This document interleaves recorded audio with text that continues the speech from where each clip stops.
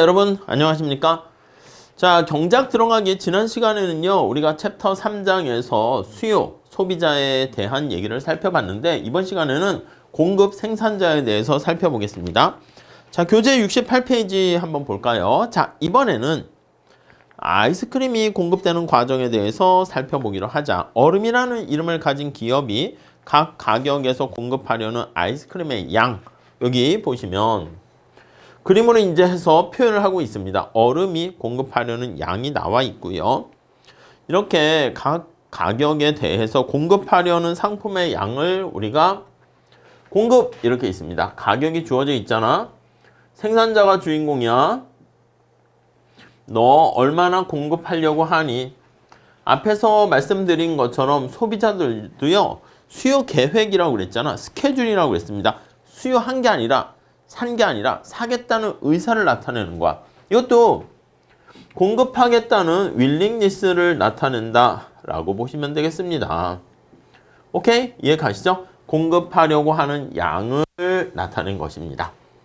자, 보통 우상향 합니다. 예, 거기 나와 있는 것처럼 아이스크림 1kg짜리가 한 통의 가격이 5,000원이면 한 달 동안 7만 통을 공급하려 하다가 가격이 5,000원에서 10,000원 올라가면 여러분들이 생산자라 그러면 내가 이걸 생산하고 있어 아이스크림을. 근데 가격이 올라갔는데 지금 더 많이 생산해서 팔아야 되는 거 아니겠습니까? 가격이 올라간다는 것은 가격이 올라가서 안 팔린다 이게 아니라 자꾸 올라간다는 것은 그 가격에 지금 팔리고 있다는 얘기야. 그러니까 당연히 이때 아이스크림을 더 많이 생산해야 되는 거죠.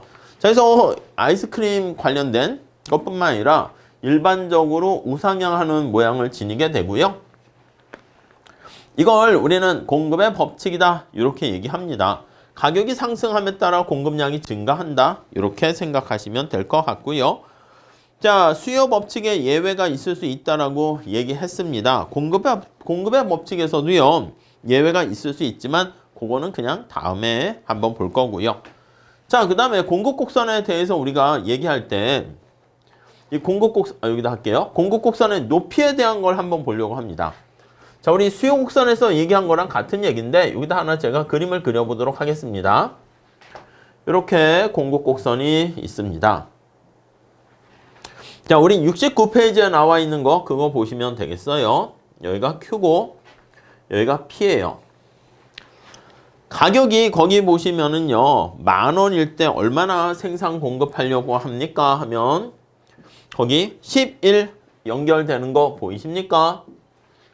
여기가 A라고 할게요. 그래서 10,000원일 때 거기 11 이해 가시죠? 자, 그런데 옆에 다시 한번 보시면 가격이 20,000원으로 올라갔을 때 17 보이십니까? 그러니까 이게 우상향하는 형태를 보이게 되는 거죠. 그래서 20,000원이 되면 17 이렇게 돼서 여기 B라고 하겠습니다. 자, 그래서 이거는 옆에서 1번 시각으로 보는 거야. 눈을 그려주세요. 이렇게 옆에서 보는 거야. 이렇게 그려서 이렇게. 이거는 주어진 가격에 대해서 공급하려는 수량 그걸 나타내요. 공급하려는 위에 나와 있는 그거죠. 표현 하려는 여기까지만 쓸게요. 양이라고까지만 쓸까요? 이렇게. 자, 근데 높이는 뭐냐면 여기서 보는 거야. 2번 시간 밑에서 이 곡선의 높이로 올려다 보는 겁니다. 오케이? 높이는 공급자가 이걸 공급해. 그랬을 때 최소한으로 받아야겠다고 생각하는 금액을 바로 공급 곡선의 높이 이렇게 볼 수가 있습니다. 그러니까 이게 약간 느낌이 뭐냐면 비용 곡선의 의미다라고 생각하시면 되겠습니다. 그 마지막 한 단위에 대해서 자, 그래서 거기 보시면 한계 비용 나와 있죠. 그래서 마지널 코스트의 의미가 되겠어요. 자, 다시 한번 볼게요. 아니 이만큼 비용을 들었으니까 11개째나 할게요. 거기 뒤에는 뭐 10,000통 있지만 여기 나와 있는 것처럼 11개째 생산 공급할 때는 이만큼 비용이 들었으니까 최소한 저는 이만큼 10,000원은 받아야겠습니다. 그거보다 낮은 가격을 주신다면 전 안 팔 거예요. 이렇게 된다는 거죠. 자, 그 정도 정리하시면 돼요. 그러니까 생산을 늘리면 늘릴수록 비용이 증가한다는 게 깔려 있어요. 그래서 공급 곡선이 우상향한다는 것은 우상향하는 의미는 생산량을 증가시킬 때 Q를 증가시 생산과 관련된 한계 비용이 증가한다는 것을 의미한다. 이렇게 보시면 되겠지. 그러니까 이게 수평일 수도 있고 우하향할 수도 있어요. 내가 생산을 하는데 비용이 만약에 떨어져. 그럼 우하향 하겠지. 근데 보통 그런 게 많지는 않아서 이런 식으로 우상향하는 게 일반적이다. 이렇게 보시면 되겠습니다. 자, 그 정도 정리하시고요. 자, 공급에 영향을 미치는 요인 보면 그 상품의 가격, 우리가 이게 공급이 생산이잖아. 생산과 관련된 여러 가지 생산에 영향을 미치는 그런 변수들을 우리가 생각하시면 되겠습니다. 생산 관련 변수들. 투입 요소의 가격, 생산 기술, 산업 안에 있는 기업의 수, 미래에 대한 기대, 이런 것들이 다 영향을 미치게 되는 것이죠. 자, 그래서 우리가 거기 한번 보시면, 자, 69페이지 마지막 단락 볼게요. 그 앞에는 공급 위에 이동, 공급 곡선 자체 이동 이렇게 나와 있는데 우선은 그 세 번째 단락 볼게요. 먼저. 자, 그제와의 가격 말고 투입 요소의 가격, 생산 기술, 산업 안의 기업의 수, 미래에 대한 기대 이런 것들이 영향을 미칩니다. 그래서 이걸 동시에 고려하면 되게 어려운 이름으로 우리 했던 거 똑같죠? 세터리스 페리브스 해가지고요. 그 재화의 가격 이외에 다른 것들은 고정돼 있다라고 상정을 할 거예요. 고정돼 있다. 일시적으로 짧은 기간 동안은 고정되어 있다고 가정을 하게 될 겁니다. 오케이? 자, 이 고정되어 있는 값이 변하게 되면 여기 나와 있는 것처럼 곡선 자체가 변화하게 되고요. 자, 그 상품의 가격이 변하게 되면 이때는 곡선 위에서 이동하게 된다. 이렇게 보시면 되겠습니다. 이해 가시죠? 네. 자, 여기서 우리 거기 보시면 마지막 단락 볼게요. 고려되는 상품 자체 가격이 변화하면 공급 곡선 위에 이동이 있고요. 공급 양의 변화다. 양자를 붙여요. 공급 양의 변화다. 근데 그게 아니라 다른 요인들에 의한 고정되어 있다고 가정한 다른 요인들이 변한다라고 하면 그러면 이때는 곡선 자체가 이동하게 됩니다. 자, 그럼 예를 볼게요. 기술 진보가 일어나면 여러분 기술 진보가 일어났어. 어떻게 이동할까요? 기술 진보. 그러니까 기술 진보라는 것은 신기술로 내가 똑같은 노력을 했는데 성과가 더 많아지는 거야. 생산량이 많아진다거나 아니면 비용이 하락하는 거지. 그래서 한계 비용이 하락한다. 이렇게 생각하시면 되겠습니다. 자, 한계 비용이 하락하게 되니까 똑같은 양의 원자재를 투입했을 때 자, 70페이지 이전보다 더 많은 생산량을 생산할 수 있고 아니면 주어진 가격에 대해서 더 많이 물건을 공급하게 됩니다. 그러니까 어떻게 돼? 아니면 비용 하락으로 보세요. 똑같은 얘기야. 자, 그러면 어떻게 돼? 하락으로. 공급 곡선은 여기다 할게요. Q, P 이렇게 우상향하는 공급 곡선이 밑에서 보면은 하방 이동이고요. 옆에서 보면은 우측 이동이다 라는 걸 알 수 있습니다. 그래서 하방 이동, 우측 이동, 네, 이렇게 되는 것을 확인할 수 있겠습니다. 오케이, 그 정도 정리하시죠.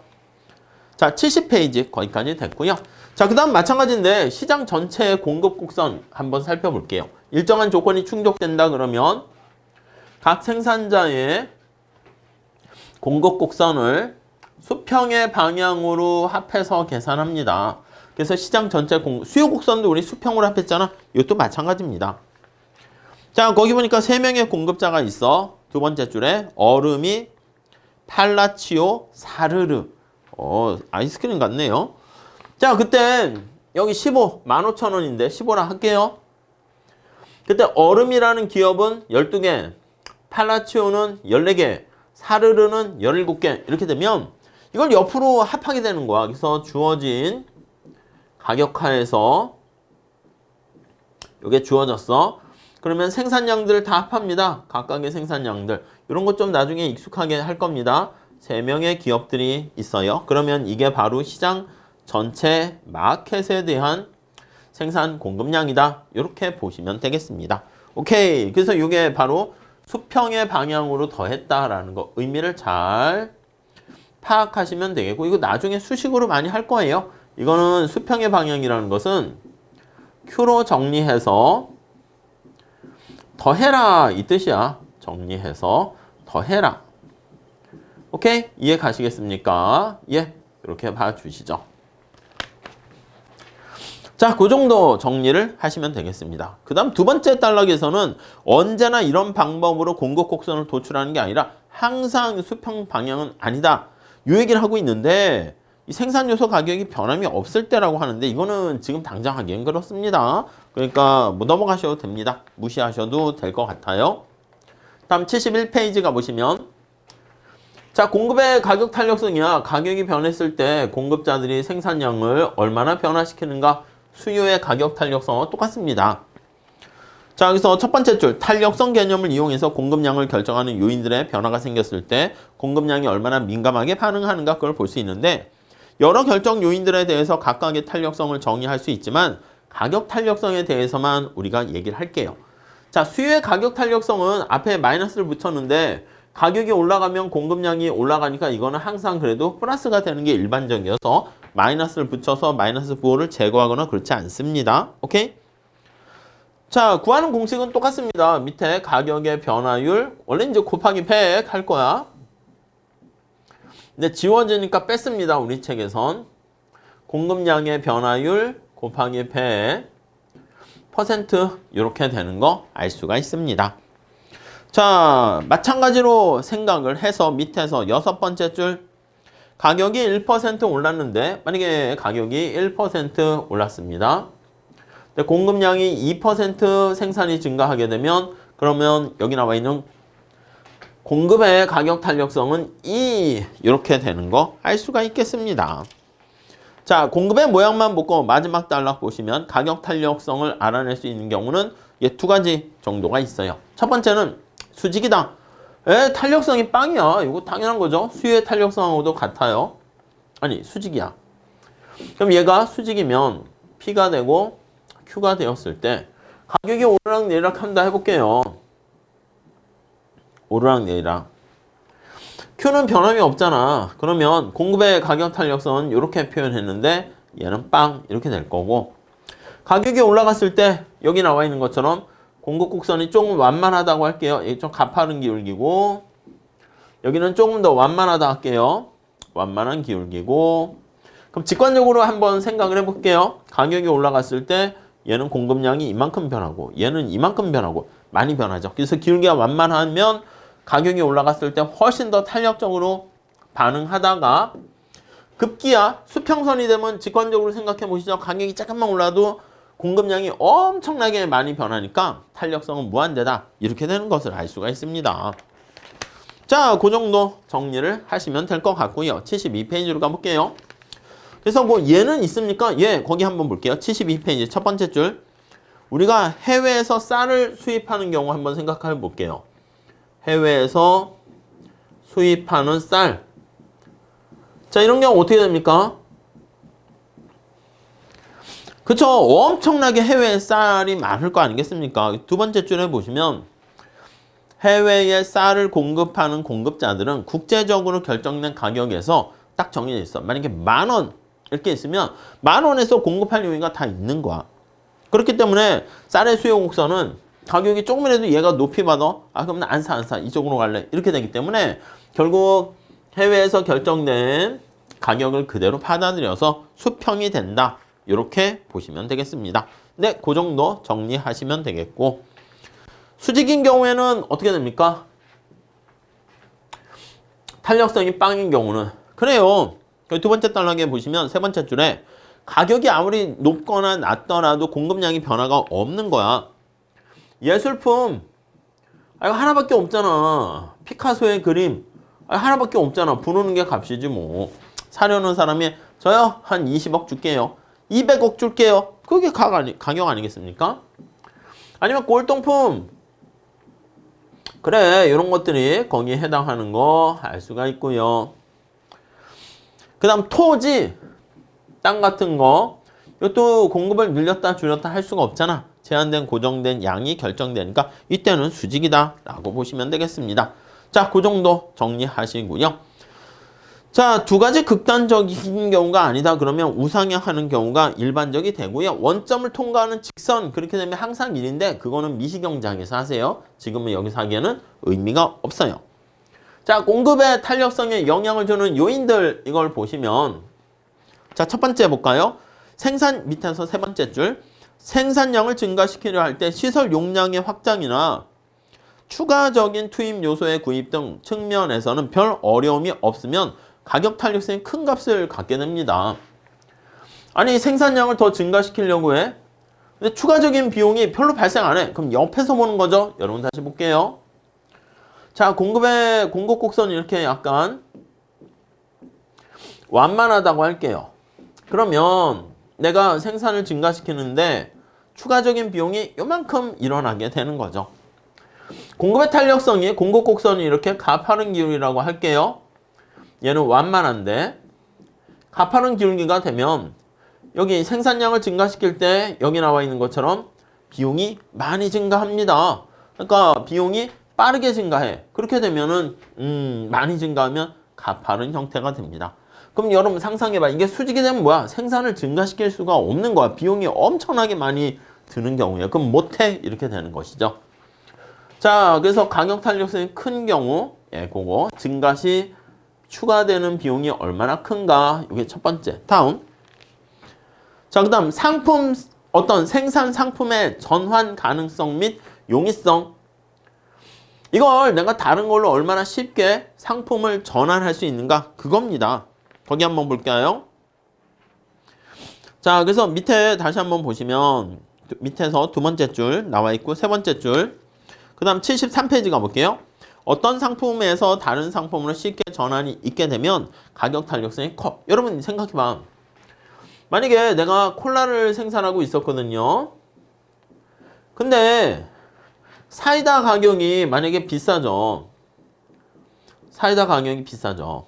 그럼 사람들이 사이다 생산을 증가시키게 될 텐데, 아니 사이다 기존에 생산하고 있던 사람도 시설 용량을 늘려서 생산하겠지만 제가 콜라를 생산하고 있었는데 사이다로 쉽게 전환이 가능하다 할게요.